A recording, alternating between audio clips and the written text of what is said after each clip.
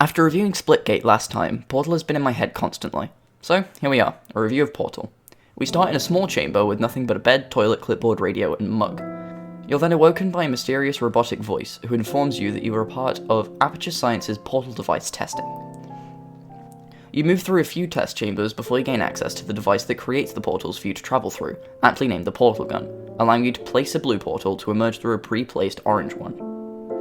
You continue through these test chambers while being guided by this strange voice, with constant promises of cake. You go through chambers filled with deadly acid, deadly orbs of concentrated energy, and military-grade android defense turrets, which certainly feel out of place in a seemingly regular scientific test. You begin to wonder if this robot really is interested in science or not. Soon, you gain access to the dual portal gun, which allows you to place both colours of portal by yourself. After incinerating your only companion throughout this whole ordeal, the Aperture Science weighted companion cube, you arrive at the final chamber, Chamber 19, where it is made very clear that you are never getting any cake, but instead, incineration is your prize. Yay! But you make it out alive, and go after the robot to put a stop to it all. This is one of the first games I can remember playing, so it will always have a special place in my heart. The puzzles are challenging and always have you thinking hard and logically to figure out the solutions. Unless, of course, you use an online walkthrough, but that makes you a dirty cheater, and nobody likes a dirty cheater. The atmosphere is also quite a large part of the game. It's clear that you are indeed in a scientific facility, and that it is a very advanced one at that. But if you consider the fact that you never come across any other humans throughout the entire game, and the only breaks from the silence are a strange robotic voice that sometimes like to take jabs at you, you'll soon realize that you are truly alone and soon to be disposed of.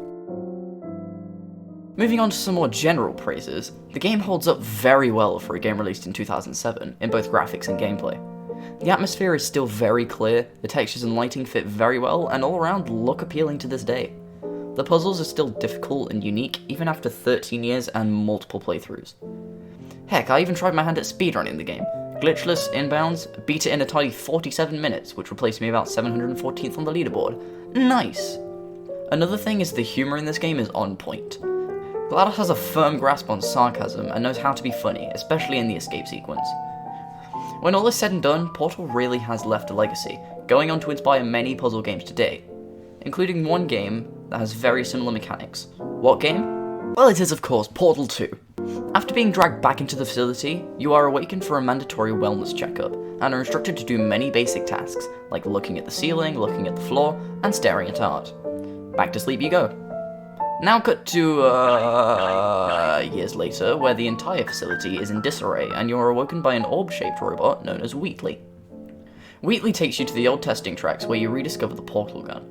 Continuing through these old chambers leads you back through GLaDOS' chamber, where she lays on the ground, dead. Thank God. However, Wheatley, the absolute genius that he is, reanimates her. Honestly, what a moron.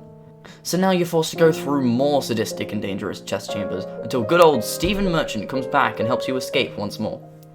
After finding GLaDOS again, Wheatley is placed in GLaDOS' body, and became very powerful, leading to his taking over the facility, while also turning GLaDOS into a potato battery in the process.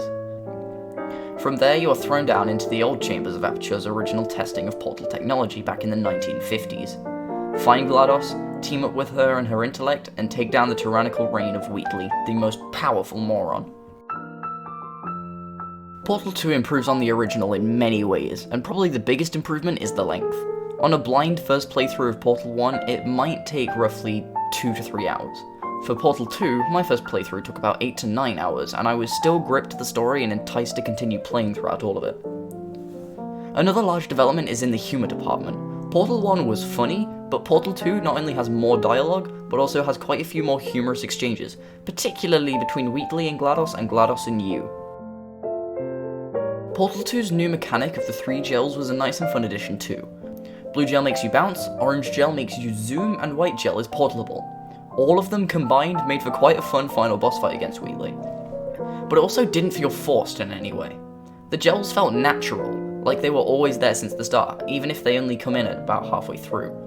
They each have their uses, and their uses can be combined to create more useful ways for puzzles to be solved. Very good mechanic right there. Portal 2 is definitely a game that will last for a while. Hell, I'm talking about it 9 years after its original release. Combine that with its level creation engine, multiplayer content, and very well made mods, makes for a game that doesn't need a third installment, though it would be nice, Valve.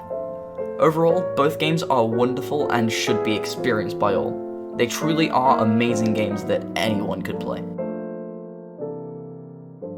Good games with portals, bad games with portals, I've reviewed both ends of the spectrum right now. Then again, it is my opinion. Yours matters just as much as mine. Tell me in the comments how you feel about either game. I would highly recommend Portal and its sequel to literally anyone.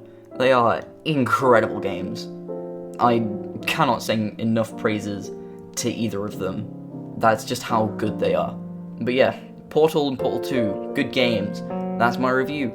Like, comment, subscribe, bell, follow me, Twitter, Instagram, description, you know, the whole shebang. Thank you very much. You're lovely. Goodbye.